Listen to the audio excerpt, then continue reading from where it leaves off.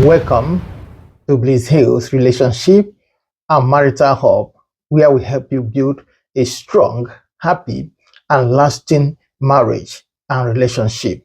I am Hilary Usoha, your faith-based relationship and marital coach. Today, we are going to be talking about one of the most underrated but most powerful virtues in marriage: self-control. Now, that's why our topic for today is the power of self-control in marriage, key to a happy, conflict-free relationship. I repeat that again: the power of self-control in marriage, key to a happy, conflict-free relationship. Now, first and foremost, why self-control is essential in marriage. Marriage, you all know, is a lifelong journey. And along the way in marriage, there is bound to be disagreements, there is bound to be misunderstandings. Along the way, there is bound to be challenges. But hear me, what separates happy couples from struggling couples is self-control. Proverbs chapter 16, in verse 32, it says, "Better a patient person than a warrior." Better a patient person than a warrior. He continues, he says, "One with self-control than one who takes a city." The lack of self-control leads to anger, resentment, and avoidable conflict. And that's why a spouse without self-control reacts emotionally instead of responding wisely. This scripture is simple. It says, "Better a patient person than a warrior." A warrior is known as a strong man. A warrior is known as someone who fights and conquers. He says, "One with self-control than the one who takes a city," which is the description of a warrior. A warrior conquers and takes over the city. But he says in this scripture that it's better to be patient than a warrior. It's better to be a self-controlled person is known as a patient person. And a warrior is known as someone who fights, conquers, and takes a city. Now, it's not being a warrior and taking over the city that is the problem. The challenge is, after taking the city, a warrior who is the person who lacks self-control, who lacks patience, he has a way of losing everything he has conquered to himself. He has a way of losing that same thing he fought and won. He loses it with time. He will lose them by being impatient. He will lose them by lack of self-control. And that's why a self-controlled person knows how to respond. He knows how to carry himself. So the little victory he has got to himself, he knows how to control them. He knows how to keep them. That's why that scripture says it is better to be self-controlled than to be a warrior. Now, how does it apply to your marriage? When you have won that man's heart, you have won that woman's heart, and then finally you married her, finally you married him. Lack of self-control will make you to lose that same person just with time. Now, it's not about getting married, it's not about being in marriage that is a problem.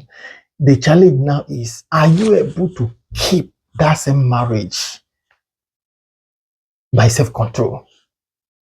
Or are you ready, willing to lose your marriage because of lack of self-control? You may be as tall as a tree, you may be as huge and gigantic as an elephant, Your marriage may have lasted for long. Your age may be like that of Methuselah. But hear me, if you lack this wisdom called self-control, you still lose your marriage. Despite your size, your weight, your number of age. So what are we talking about here? Self-control helps you to react and respond wisely rather than emotionally driven. Number 2 point you need to know. Let's see quickly how self-control prevents conflicts and strengthens love. Self-control in marriage simply means thinking before you speak.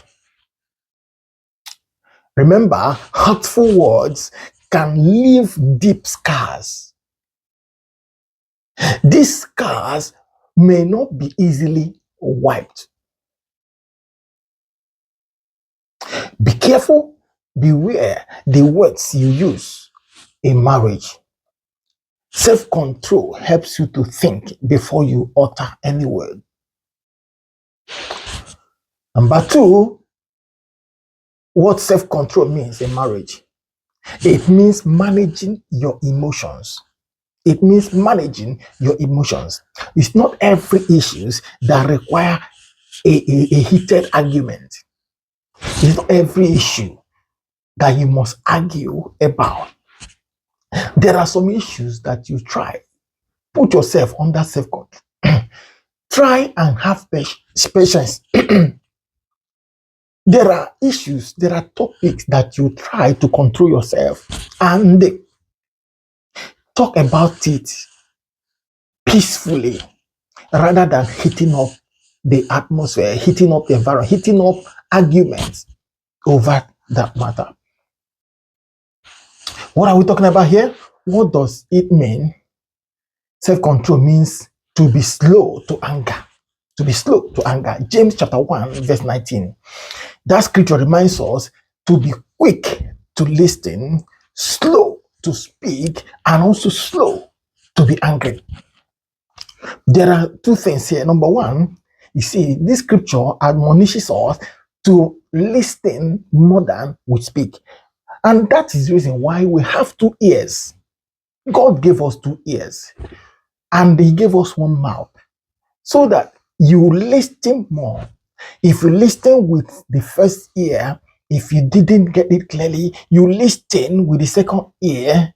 And then before you now, there's no how you listen with the first ear, listen with the second ear, and you will get details on how to approach a matter. There's no how you listen with both ears and you don't understand better than before you speak. So when you speak wisdom. When you speak knowledge. When you utter your word, you speak understanding. What again does it mean to have self-control? It means resisting external temptation, as it applies to marriage. Resisting external temptations, whether it be emotional, physical. Self-control helps you to stay committed. You know, married people, you know what I'm talking about here. You see, I keep saying it, the same thing that makes you to scatter your marriage, other people go outside, they hear the same thing, they see the same people, yet their marriages are intact. How come you go out there, you see the same people, and you return back home, you divide your marriage? We all know that there are many hawks outside there. There are people you meet, they tell you that they prefer married women. They prefer married men. But the truth is this, they are all out there. And the same way, every other married people, they are also there in the same field, in the same office. So how come at a signal you follow and then you return and you say that is the devil that is doing you? If you have self-control, you will know when to say no. If you have self-control in marriage, you will know when to say yes and you stick to it.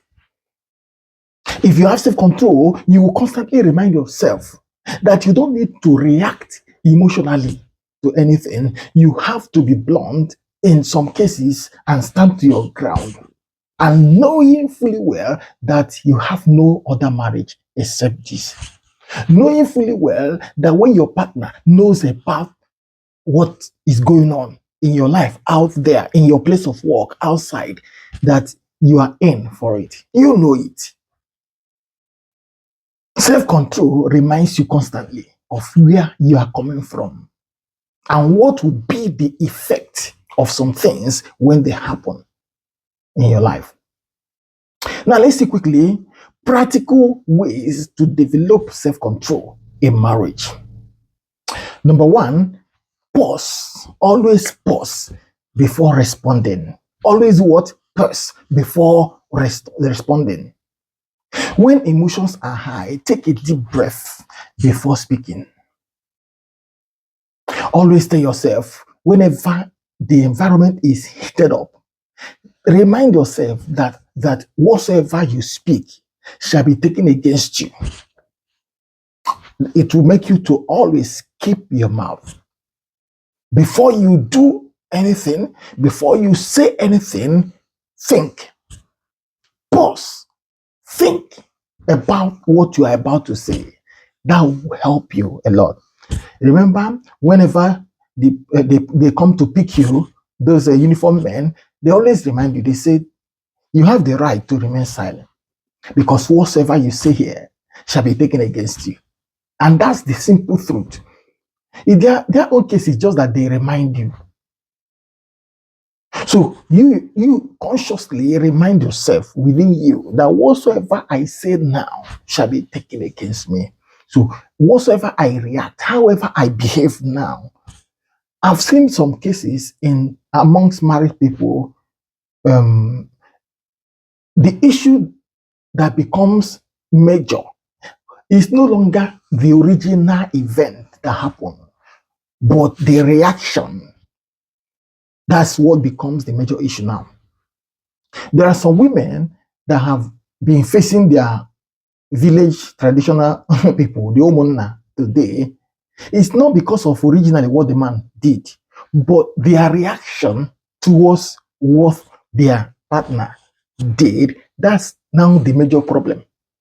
So they are no more talking about the original event that happened or what the husband had done. What everybody's talking about now is what the woman did, what she has done as a reaction. That's the major issue now. And instead of you now as the wife to be the winner, holding a case against your husband, now your husband is now holding a case against you and you are not apologizing when ordinarily it shouldn't have been so. So always pause before responding. Number two way to develop self-control in marriage is to pray for wisdom. Ask God for wisdom. Ask God to give you patience and wisdom. That is, these two things joined together simply means wisdom. Ask God for patience and understanding. When you have these two things, automatically you'll be responding in wisdom. You'll be operating by wisdom. Ask God in prayer. There's nothing He cannot give to you. Matthew chapter 7:7-8. He said, to whosoever that asks, receives. And that includes you. To whosoever that seeks, finds. That includes you. So whosoever means every one of us. So don't say you cannot pray. Don't pray. Don't say if you pray, God cannot answer. It must be by a prophet or by your pastor. No. He said, whosoever that asks, whosoever that seeks, whosoever that finds. It's that simple. Number three way to develop it is to avoid toxic influences. Avoid toxic influences. Be mindful of the advice you get from people and people who don't value marriage. It is not the way you value marriage that other people value it. There are people out there, they don't have regards for marriage. I'm telling you the truth. I've seen it in practice. I've seen it everywhere. There are people who don't have regards for marriage. There are people who go into marriage just because their parents push them into it and they are ready to come out today, tomorrow. There are people who are into marriage, they even believe more in single life. Now, when imagine you taking advice, you that value marriage, imagine you taking advice from people like this. What do you expect them to say to you? When you go to them to report your spouse, what do you expect to hear? They will tell you, leave that marriage now. That's simple advice they will give you. But the other way around, if you see those whose marriages are working, those who value marriage, you know the counsel they will give you, you know the advice they will give to you. No matter what you go to report to them, they will sit you down first. They will calm you down. They will make you understand that in every trouble, there is a solution. There is a way out. I'm not ruling out that there are some situations in marriage that they find every solution. There are some men or women that are too difficult to manage. I know, but they are very few. Most people that have run out of their marriage today, their issues that they had in marriage are avoidable. They are solvable. It's just that they are too quick to run out. And if you see such people now, regret is their baptismal name. Because the truth applies. One, Bible says, one shall chase 1,000. Two shall put 10,000 to flight. There are many things you cannot do without a partner. Many in life. Forget about many things people believe today. I'm not going to call them or mention them. Number one thing about that is that if you marry and quickly run out of marriage and you have not had any child, will you have a child yourself alone? Okay, even if you have just a partner, you see, and then you just meet your friends and they impregnate you and then you have children. And so what? Will you train them alone? Even if you train them alone, there are things that will be missing out. There are things, it will not balance 100%. The same way, in marriage, I know also it will never balance 100%. But the truth is this, there are loopholes. There will be lack of some things there. That is also that there are people that are made to be alone. It's not everybody that must get married. I know that. There are people that are meant to be alone. But even at that, ask yourself, be sure, are you one of such people? Can you be alone? If you marry and leave, can you be alone? If you marry and leave, can you raise children alone? If you live and then don't having children in life, can you manage it? Can you live comfortably with it? No, if you can give yourself answers to this question and yes, oh, go ahead. So, as we round off, what's the last way to develop self-control in marriage? Is to practice forgiveness. What do we mean here? Holding on to anger can lead to bitterness and division. Learn to practice advanced forgiveness. Marriage is all about forgiveness. If you are ready to marry and stay in marriage, be ready to forgive. Be ready to forgive. Be ready to forgive. Because a lot of things will drag you. A lot of things will make you angry. A lot of things will move you. We try to move you. Patience is the key. Forgiveness is the way out. No matter the offense, marriage is full of offense because two different individuals coming together is full of offense, but learn to forgive each other. So as I conclude, therefore, I want you to know this, that marriage thrives when both partners exercise self-control, avoid unnecessary fights, choose peace over pride, and love over ego. When you decide and choose this, that's when your marriage thrives. God bless you for listening. And if you found this teaching helpful, why not subscribe to BlissHills Relationship and Marital Hub for more life-changing relationship lessons. See you next time in our next video. Peace of the Lord be with you. Congratulations.